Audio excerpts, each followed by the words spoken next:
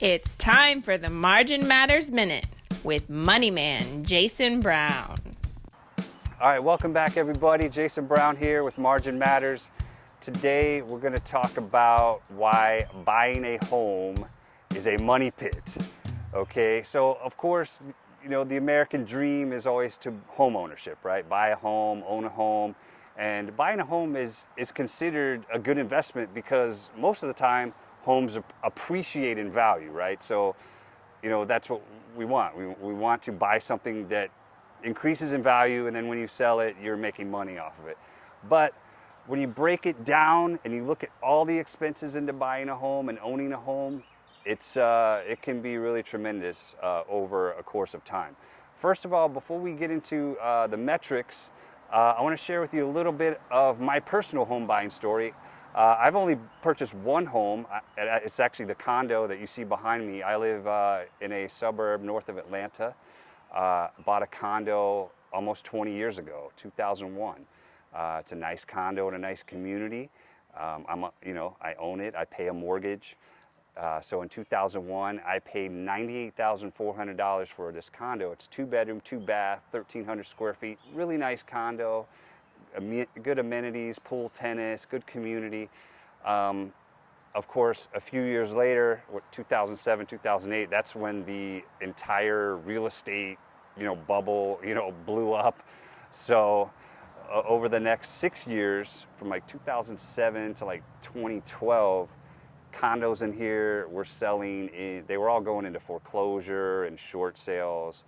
And I was sitting here watching condos sell for $19,000 in foreclosure. Short sales were selling for $20,000, $30,000, $40,000. So a lot of investors were coming in here buying up these condos and trying to, renovate them and flip them or whatever. So, it was really disheartening for me to see people buying a condo for what maybe even less that you could buy a car for.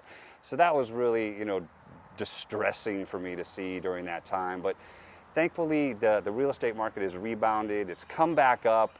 The prices in my community are slowly trickling up. So now we've got some equity. We're not underwater or upside down, as people would say. So we have some equity in the home now, which is really good. But I'm at a point where I have a wife, two boys, and our goal is to stay in this condo as long as we can and try to avoid buying a house.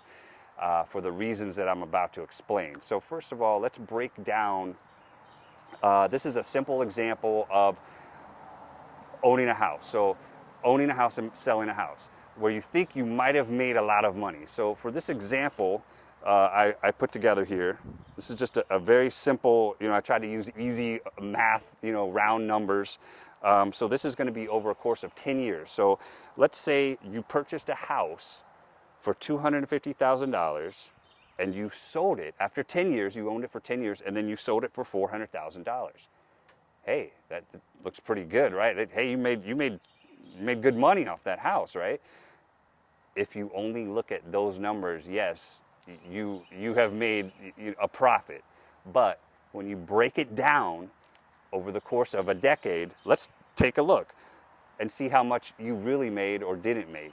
So your monthly mortgage payment, it would be $1,300 a month. So you're paying $1,300 a month over 10 years, $156,000. Then you're going to have, when you own a home, there's going to be repairs. There's emergencies that happen, plumbing, roofs, whatever, little maintenance, landscaping, all the stuff. So I just added $3,000 a year for a year. $3,000 a year for 10 years, $30,000. Then, maybe before you sold the house, maybe you wanted to do some renovations, fix it up, do a bathroom or a kitchen, upgrade, modernize. So I threw $50,000 in there over the course of the decade. So let's say you did some major renovations for $50,000. So we add all this up, over 10 years, you've paid $236,000. But when you sold the house, you profited or made $150,000. So in actuality, you've actually lost $86,000. But most people don't look at that. They just look at they just look at what they bought the house for and what they sold the house for. And they say, oh, well, we made money. We made $100,000. We made $150,000. And that's why you see all these fake reality shows about flipping houses, whatever, home flippers, the Las Vegas flippers, all these guys that are flipping houses. And you think, oh, well, look how easy that is. That is not reality. I'm telling you, that is fake. Okay, they're not showing you all this. They're not showing you the real numbers.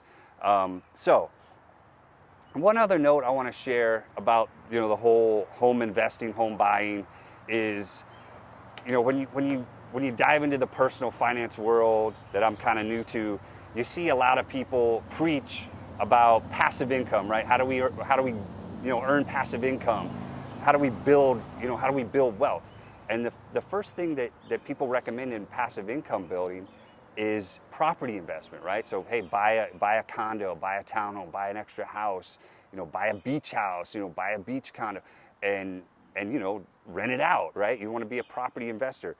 Well, I actually have a lot of friends doing this, and they're doing pretty well. They're successful with it, and for me, I hear all the horror stories, and so it's really scared me off to that.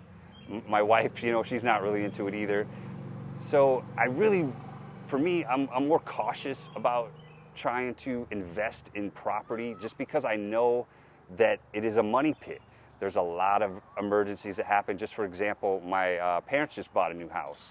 Nice house, big house, probably about $350,000, $400,000 house. And she just texted me last night, they have a bat problem in their attic.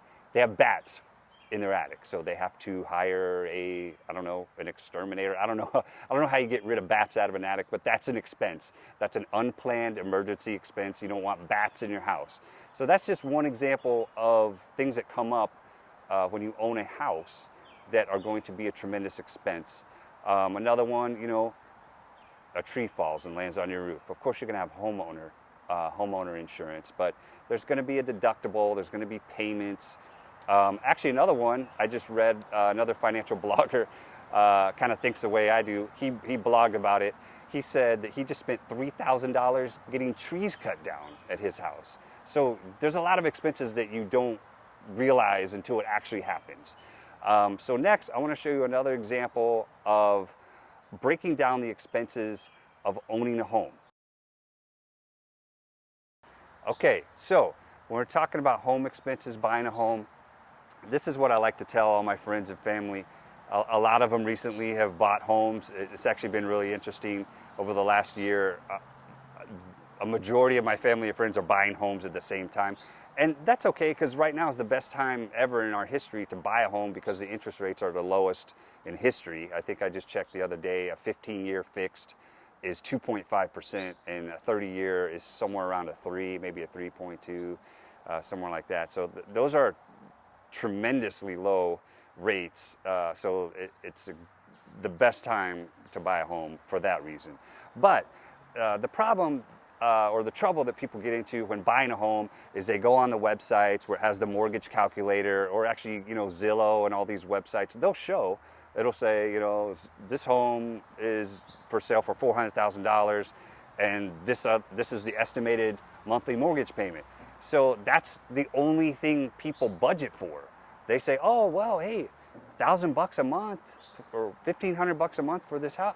Hey, we can afford that. That's easy. Yeah, we got the budget for that, but not so fast. Let's take a look. So this is actually what you need to budget. These are just some of the things. There's a lot more. So obviously your mortgage, any kind of insurance, homeowners insurance. You need to call your, insurance company. See if you can get a quote. Find out how much a homeowner's insurance policy would cost. Property taxes. This is a big one. I'm going to stop on that for a second. So this is the thing. So we have our little condo here. We probably pay $700, $750 a year in property taxes. There's a city property tax, and I believe a county. There's two of them, a city and a county, where I'm at.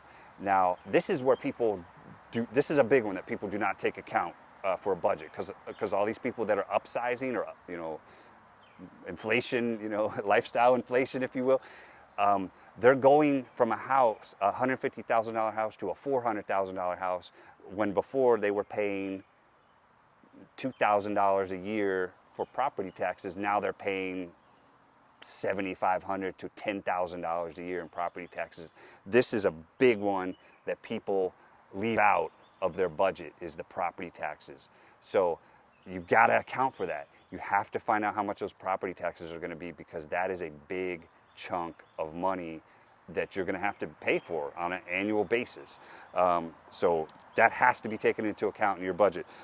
Then, a lot of communities have HOA dues. Some communities are mandatory, like mine. I pay about $300 a month for our HOA. It's a little on the high end, if you ask me. It covers a lot of things, though, a lot of amenities and a lot of expenses.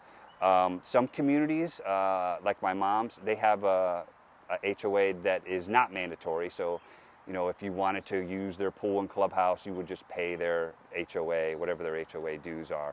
So HOA dues, some communities, condos and townhomes, most of them have mandatory HOAs because that's going to cover a lot of expenses with the community. Neighborhoods, single-family homes have HOAs that might not be mandatory, but you need to look into research those dues and find out how much they cost, because that could also be a mandatory cost for you living in that home. So these are just some that I wanted to point out to you. If you're in the market to buy a house, you need to take all of these things into account to budget. So it's not just $1,500 a month for your mortgage. You roll all these other expenses, it might end up being $2,500 a month. So that's why you need to really, really do your research diligently to figure out if you can truly afford that house. And then, like I was saying earlier, then after you have your monthly budget in place, then you need to account for emergency expenses like a plumbing leak, or the roof needs repaired. Oh no, we got to replace the gutters. Oh shoot, the driveway's cracked. We got to get the driveway repaved. Stuff like that is going to constantly happen when you're buying a home. So that's what I have for today. Jason Brown with Margin Matters. If you like what I'm saying and like what I'm talking about, check out my book. I wrote a book called Margin Matters. It's how to create a simple budget and crush debt forever. There's a lot of good examples in here as well. So check that out. It's on Amazon. Also, my website is yourmarginmatters.com. You can check that out. And please, please, please subscribe to my videos if you would like to support me. I would truly appreciate it. And this is Jason Brown saying, remember, it's not the amount of money you make, but the margin that matters the most. I'll see you next time.